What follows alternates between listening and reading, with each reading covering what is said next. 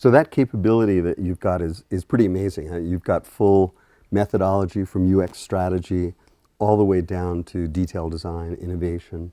And at the same time, we've been doing projects of those things. So we had a chance to shake that out. We have standards for just about everything. And so we have that consistency. So there's been a lot of success in terms of that infrastructure. And you've been working as an executive champion to move the organization. And I think it's something that's important to share with people, because I think you're part of a new wave. There's a wave of leaders that are pushing to move UX into their organizations, and I think you've done that really well. What are the things that you think are important in your personal learning, in your personal development, to be able to be effective as an executive champion UX? You're a certified usability analyst, so you've passed that program, and you're working on your CXA, I hope. Yeah. But there's so much that I've seen you do. What are some of the things that you'd recommend an executive champion do to be successful? So I would say there are a number of things. Where do we start? We might not have the time to. It's been a long journey, right? It's been a long journey. It's been more than 4 years in my mind that we've been on this. We only now realizing the fruit of that effort. So as an executive champion, it is very critical to understand, first of all, that the market or the organization or the community for which you're trying to do this might not know what it means. That's why the term we coin evangelization. It is critical that you see yourself as a preacher of the good news. It is critical that you understand that it's not a one-day job. It's a mission. It's a journey. It starts all the way from the top of your organization to the broader community that is actually doing the implementation of the work.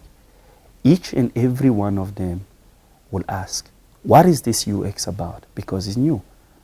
We have our organization is more than 150 years old.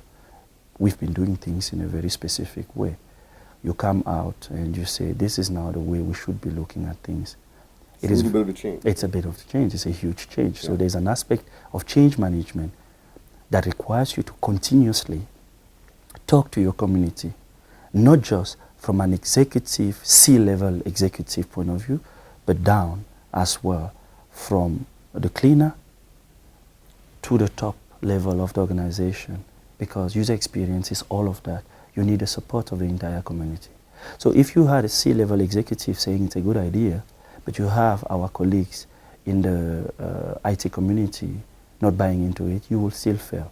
So evangelization in my mind is critical. The other thing I think it's very important in this is funding is absolutely vital for you to show. So show and tell becomes critical. Showcasing what you've done is critical. That means that if you don't have the funding that is required for you to prove your case, you will not move forward. Because people only believe when they see. You should get to a point where you're able to select your 2, 3 key programs, strategic initiative in the organization, show the value and show it quickly. The value is around the quality of design that is not started by a system that has to be retrofitted to make sure that we meet the needs of the customer, but making sure that we first start with the customer, understanding their needs, understanding the ecosystem environment, understanding in a contextual environment what their pains are. Tying that back to the business needs, then designing solutions before getting to build.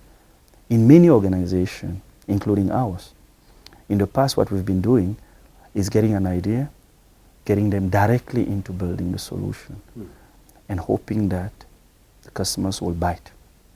Hope isn't a good strategy. Hope isn't a good strategy. It's almost as you're shooting in the dark and hoping to hit.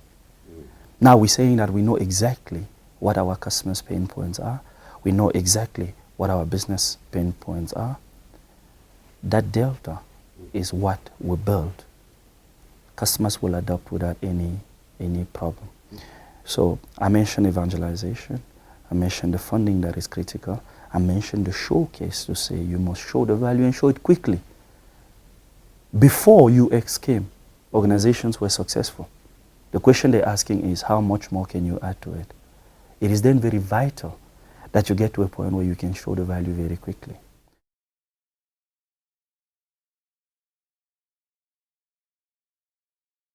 The organizational intent is very clear. We need to be able to deliver to the customer's expectations. And that is not just about the type of product we design, but it's also a type of solutions we design and take to market for our customers. So what's the ROI of that? What does it mean to Standard Bank to be excellent at customer experience design? I think that's a simple question, very simple question to answer. Mm-hmm. You want to get to a point where the adoption of your solutions are not based on forceful methods and approach into customers' mind. What do you mean by a forceful method?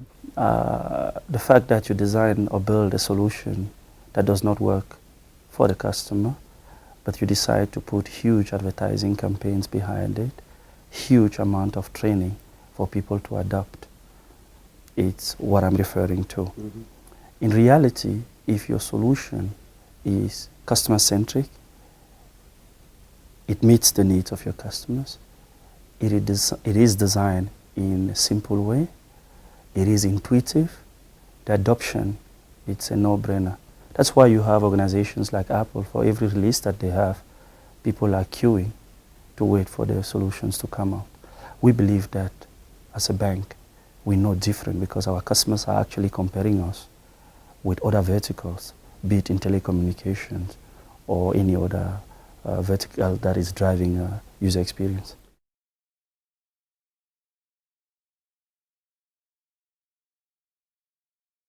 You know, HFI came in 2009 as a strategic partner, and we've been working together with you on really two main channels, two main paths. One is building and designing things, and the other is setting up capabilities and infrastructure. How has that worked, trying to do both things, sort of change the wings of the plane while it's in flight? That's been a challenge? Absolutely. I think this has been very, very difficult to achieve, but the reality is that maturing the US capability cannot be separated from the design work that you do, because there are a few things.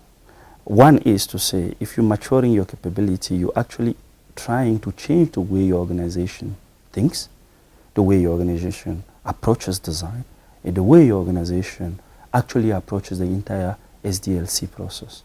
For you to do that, you need to have methodologies in place, which is part of your capability that you need to have. For you to do that, you need to have standards in place, which will guide the entire SDLC community and probably pre-SDLC community as well, to make sure that we approach it from a customer point of view, to make sure that there's standards in place that will talk from one channel to the other, the consistency, from one application to the other, the consistency. So in that thinking, it's then critical for you to have the capability in place. Over and above that, is also critical to have the people that will do the work, because our engagement with Human Factor International has been great because of the IP that Human Factor International is bringing, because of the experience that Human Factor International is bringing, which is not just a local view of the thing, but an international view of the thing. That has been good. But it's also very important that as an organization, this becomes a sustainable capability for us. And that will require us, as we design and impress our customers, for us to keep doing that. It's important that we build a capability in parallel to doing design work.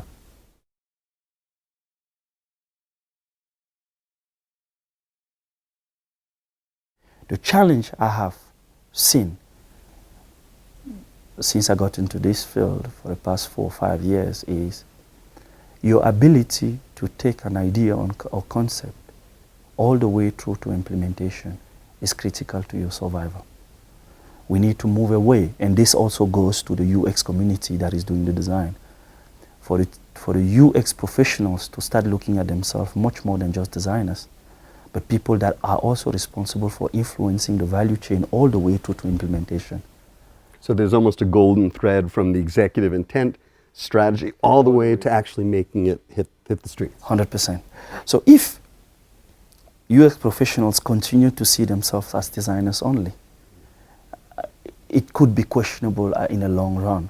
It is important that I will give you some of the challenges. Most organizations that have long histories, such as ours, have challenges of heavy machinery, heavy IT community. We've been doing things for 150 years. It's sticky tapes. The processes are heavily governed. So it's very critical then that UX professionals start seeing themselves as agents of change as well. What is a good design that has not been implemented? Right. What is a good design that has not been implemented? So it's critical to meld into the culture so that you're part of that overall process, whatever it might be. You can maybe make the process more efficient, but at the same time, if you're, because you'll see this sometimes, you'll have a project and the UX team's kind of off in the corner and they build beautiful things that people look at it and say, yeah, all well. Simply because up until this stage, my own experience is that UX professionals are still holding their field very close to their art outside of it. The success of this thing, the sustainability of this thing in my mind, it's about making sure that it is at the center of everything an organization does. What have been the approaches that have worked for you in moving it that way? What have you done? So over and above the difficult conversations in the organization, the show and tell. And those difficult conversations are pretty important. They're important. So it's about believing in giving the best experience to your customers. I'm doing it for our customers. I'm doing it to keep our customers. I'm doing it to attract new customers to this beautiful bank. Because there's really nobody in the bank trying to make thing's hard, yeah. Right? Everybody's trying to make it simple.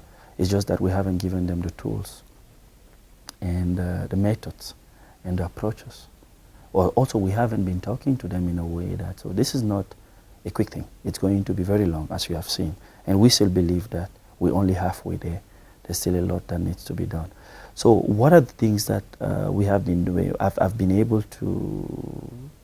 privileged to work with leaders that have listened to me, leaders that have trusted the direction I have suggested. And I think they're very proud of where we are today because they've given me that opportunity. I mentioned earlier the support that you needed financially because the skills, the UX professional skills in South Africa, we don't have many. It is not just a South African thing. It's an international problem where you don't have UX professionals just roaming the street. If they are, they're not good. They're not good. Yeah. The ones that are good are busy because it's a growing field. That will mean that if you were to bring knowledgeable organizations like yourselves or your competitors to work locally in South Africa, it would be costly. Very few organizations, especially at the time where we were working with HFI with the financial crisis, organizations did not have the appetite to invest in things that were not tangible and proven in the past. So those are the difficult things, and there's a bit of luck to have the type of leadership that will listen to you at the time where you need them to listen to you. That has helped shape some of the conversation. But I also think that there has been some failures in some of our initiatives that have proven that we could approach it differently.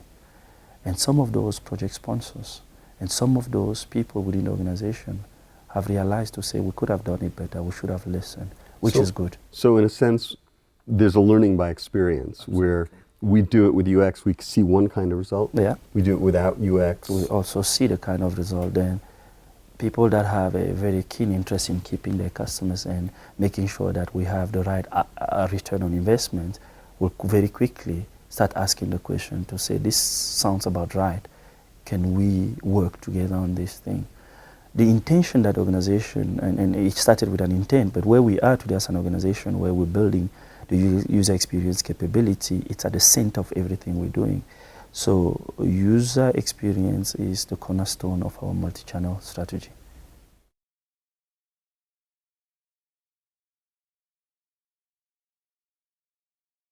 It started with a case. My philosophy is not to boil the ocean.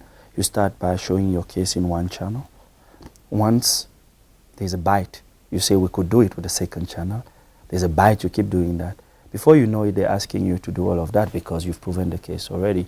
So we've been doing that. We've been doing that progressively. It's been 4 years in this journey where we started with one channel, online banking, channel, USSD type of work. And so at the end of the day, I think the organization has understood the importance of not multi-channel, but omni-channel.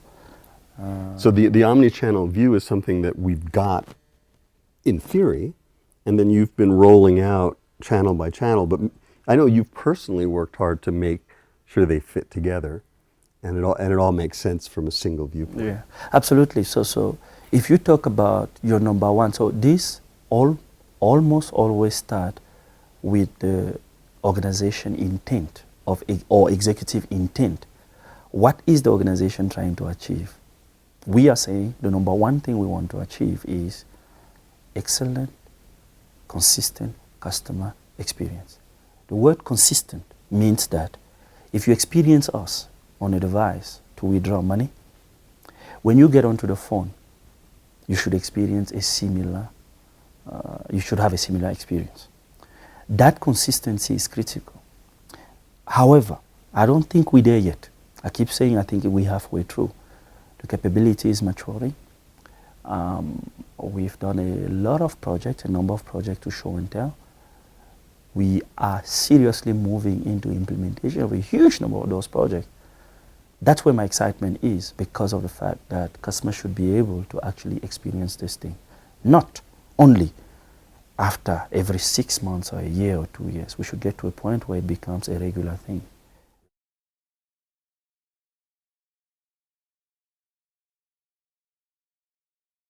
So there's a whole set of things that you've been doing. You've got the infrastructure. One of the things you've been using is UX Enterprise.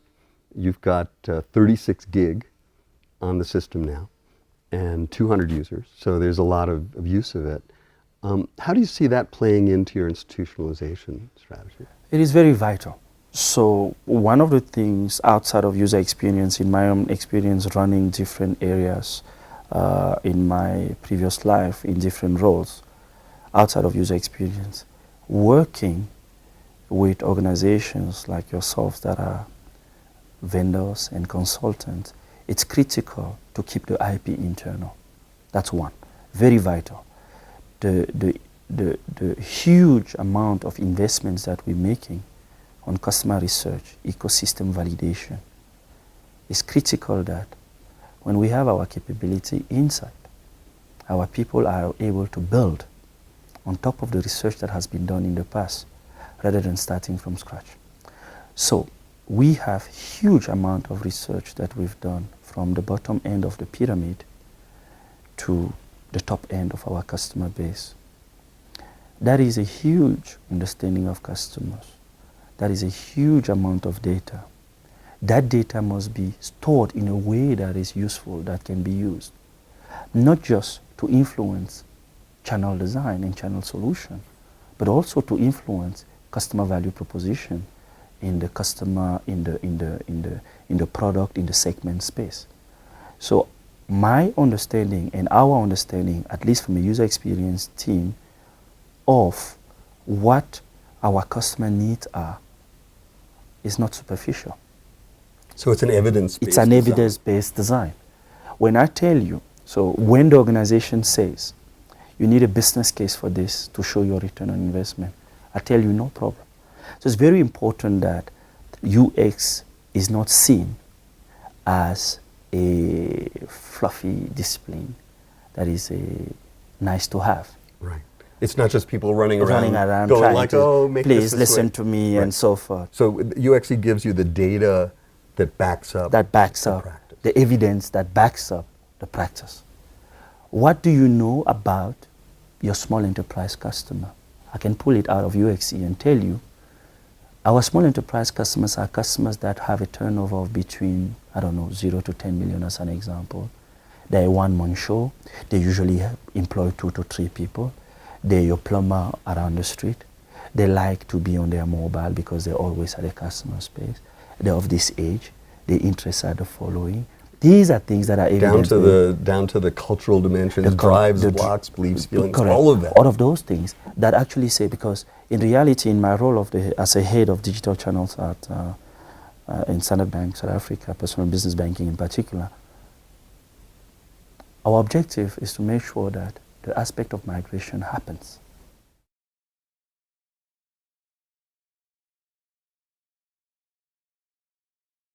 We actually don't have a choice. We need to do it for our customers. Competition today, it's not about anything you build today, product, price, everybody can copy. The only differentiator is that experience you're creating for your customers.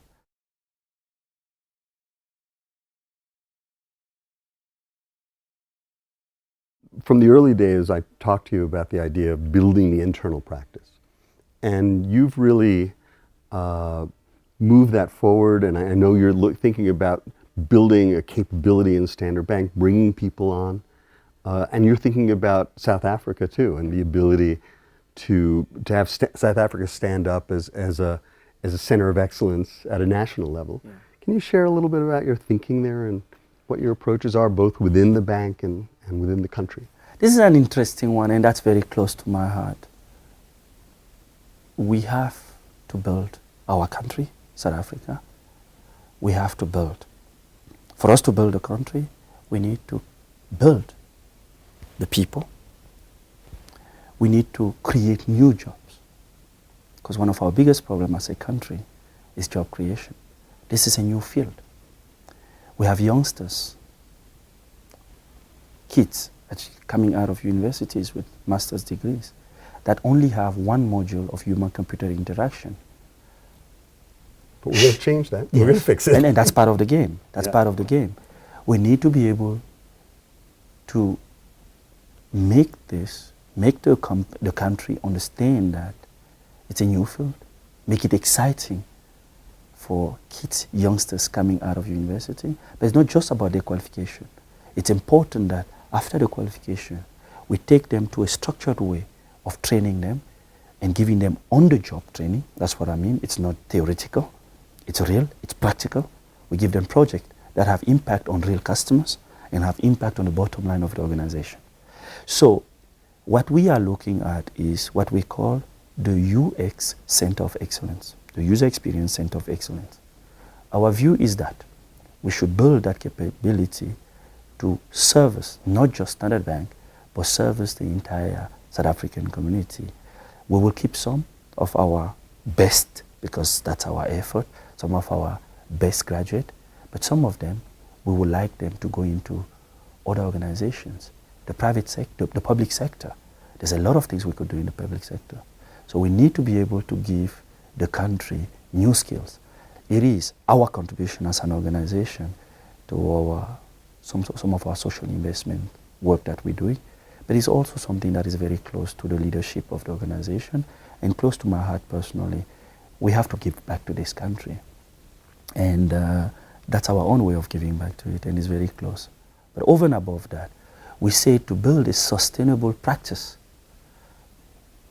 is not relying on external support 100%. We're leaving. Or at least we'll be here a little bit, but that's right? And we've really positioned ourselves with the idea that we want you to be a sustainable operation. And you've got an environment here that any new person in the field would be excited to join. We're in this lab. We have 3 different test labs here. This is the innovation lab back here. You have the best facilities in the world, and you have the mentorship growing, the core staff. So I think you can be really proud of that. So I think that I will really be proud when I would see that we are doing what we've always intended to do and to achieve. That is taking simple, intuitive banking solutions to our customers, but doing it with local people, because we've created jobs, because we've mentored them, because we've trained them, and we look back and say we've created jobs and our people are doing a great job. For me, that would be really a moment of pride. I don't think we're too far off. I think we've made great progress. The leadership of the organization has been very supportive. So we're getting giving there. those folks the HFI, CUA training, all of that, Yeah. and more, right? Yeah. So we've got Yeah, so- plans in the works. So we also believe that outside of user experience, there's a number of skills that are required for us to build our people, to give the type of what you call competencies that are required for our people to grow. Outside of UX, it's important for people to have leadership skills, presentation skills, negotiation skills, We do a lot of assertiveness, negotiation. change management. Yeah. So there's a softer aspect of it that we believe is actually critical, and our graduates are actually starting with that before they move into the CUA course. We also believe that at Standard Bank at least, we believe that it is critical also to move them away from only thinking design and presenting those designs to implementation. So we also bring in an aspect of continuous delivery, continuous design, without necessarily, ignoring the solid methodologies that are in place, the solid user-centric methodologies that are in place. So in my mind, as the person accountable for user experience at Standard Bank, as the person accountable for building digital channels, it is important that, one, the executive intent from the start, conceptually, to execution is achieved. For us to do that, we need to have the local capacity built so that they're solid. And I think we're getting there. We're not too far. We're not too far.